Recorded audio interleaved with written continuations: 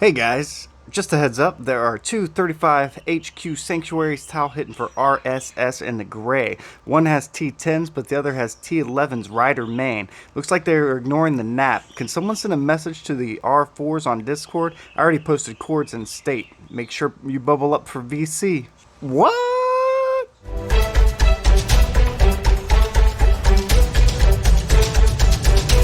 What's up guys, this is Valence Ring here, and I wanted to bring out a video predominantly for the newbies, the noobs, people who are not used to chat shorthand slang, and especially in regards to the slang used in puzzles and survival. I will say, if you've played any type of game like this before, you've probably come across some of these slang terms. But for the most part, a lot of people, especially new ones to this game, especially because they have the cross genre, they're really bringing in some new people, are probably not as familiar with some of the slang that you just heard. So, I wanted to bring out this video to explain to you guys what was just said and what it means. And obviously you can probably get a lot of that from context, but let's dive right in.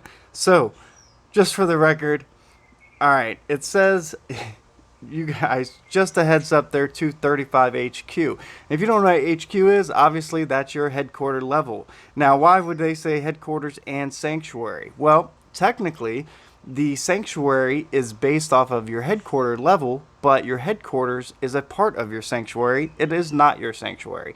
So your headquarters is inside your sanctuary, and this is what you're going to level up to get those troop boosts. As you can see, the current cap is 35. So if there's a number in a headquarters, that's the headquarters level, and that is going to tell you what type of troops they might have. As you noticed, it said there are T10s, and the other one has T11's rider main. What on earth does that mean? So, because troops are leveled up based upon their tier, and it's not necessarily clearly evident, but you can see here that if you were to go in, this is a tier 1 troop, this is a tier 2 troop, tier 3, and you can see the T next to it. So the T is just shorthand for the tier, and the number of course indicates what level. And when you get higher up, this is important to know what tier you're facing in battle. So a tier, if you're tier 9, you have T9s and someone else has tier 10s, chances are they're going to have more power than you, because a tier 9 troop is less power than a tier 10. So that's all that really relates to. And I just wanted to point that out because sometimes people don't realize that the T and the number is referencing a troop type based on the tier of that troop. And if someone says rider main, what that usually means is that the person has stats like this. If you look at my module here, you'll see my shooter stats are really high compared to fighter and rider. So I would be considered shooter main, or shooters are my main focus of troops for troop specialization. And I have a video on that if you want to check that out.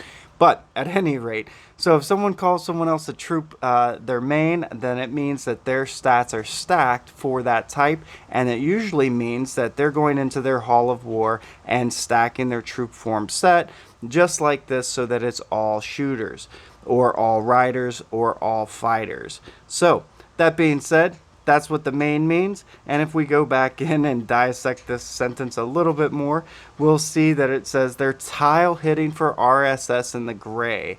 What on earth is a tile? What is RSS? And what is the gray? So if you're not familiar, here's the world map. The gray area is considered the wasteland, and this is all of this land around the tech hub. You can see it's slightly off color, it's grayed out, and this is called the wasteland. So everything around your Zenith tech hub is the wasteland, and everything outside of that is considered normal land. So the wasteland has special properties that relate to battle that you may or may not be aware of. If your sanctuary is within the wasteland and you get hit and lose, then you will be auto-ported out of the wasteland to a random location on the map. So that's important to know. It's also important to know that the best resources are in the wasteland. This is the only place you are going to find level 7 farms, lumber mills, steel plants, and gas fields. So that's the wasteland, and it's very important. A tile is just like a tile on on your floor. Like you can see here, see how these are all squared out. So the grid of the game is designed into squares. So this is one tile, this is another tile. So normally when they say tile hitting, it means you are on a resource spot and not your sanctuary is being hit, but a tile is being hit, a specific place on the map. So RSS is short for resources. So it's just shorthand. It literally just means resources.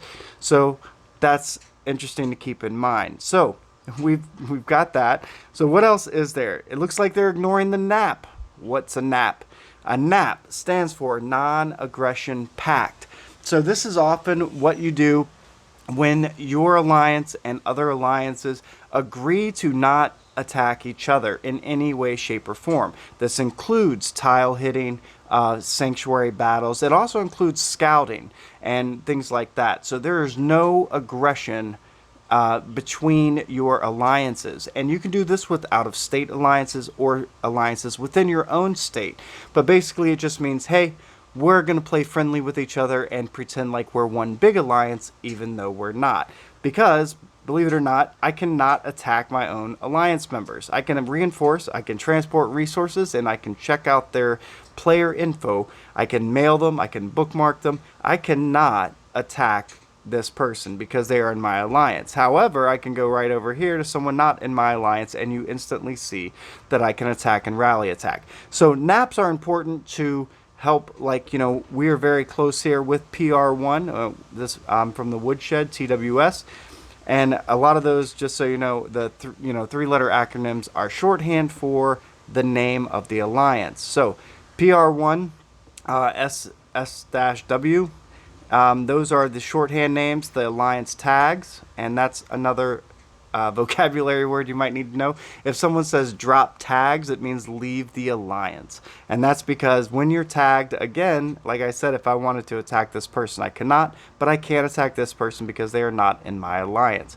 So those non-aggression pacts, or NAPs as they're most commonly called, are to help foster growth and cooperation between alliances and can be used for interstate wars such as Wasteland King, which also can be shorthand to WK, or WW for Wasteland War, or Zenith Tech Hub War, Zenith War, but normally it's called WW for Wasteland War.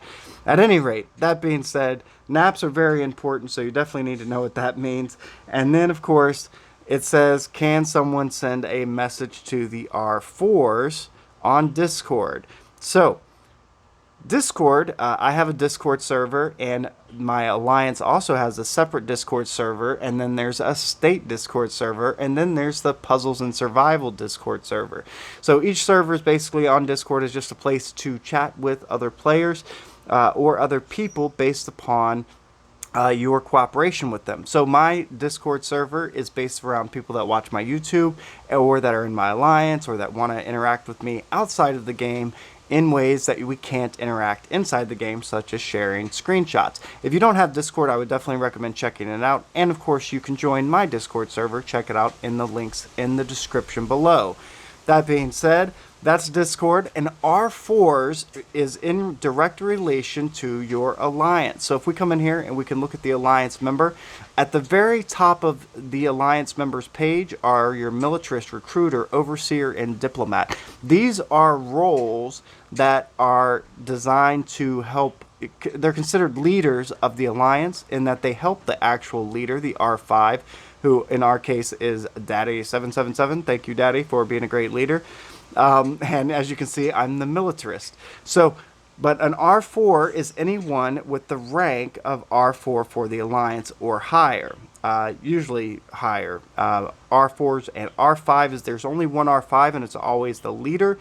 R3s are considered solid members, R2s are considered maybe probationary members, and then R1s are considered on the fence or brand new members. So that rank just literally denotes either how long they've been in the alliance, how active they are, and or how trusted they are.